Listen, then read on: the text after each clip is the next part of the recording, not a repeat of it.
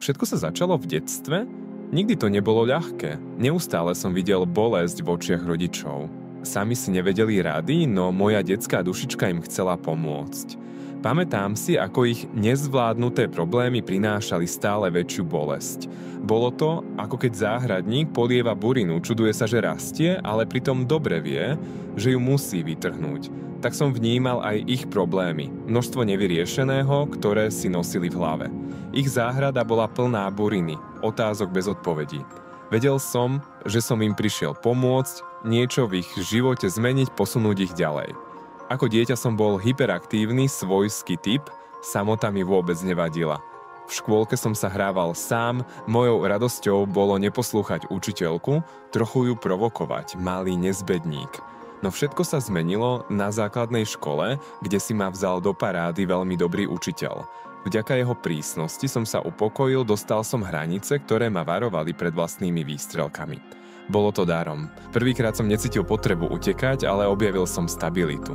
Mal som sny, chcel som byť astronaut, psychológ, lekár, tréner, lenže s nástupom na strednú školu sa všetko zlomilo.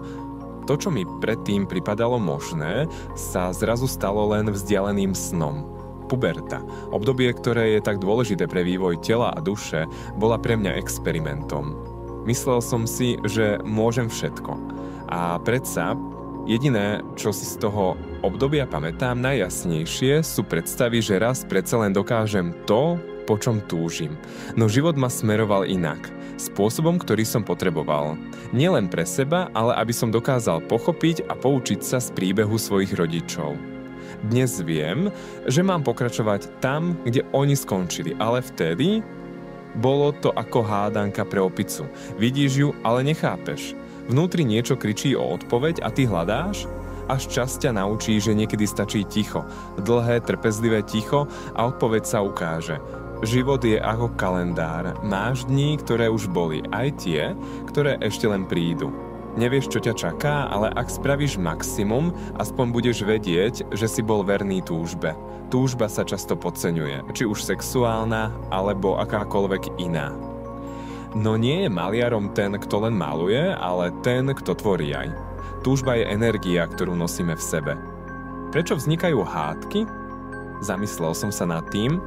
Sú to odpovede dvoch duší, ktoré sa nezhodli. A to je v poriadku.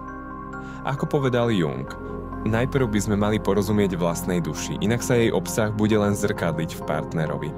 Ak som v súlade so sebou, môžem byť v súlade so všetkým.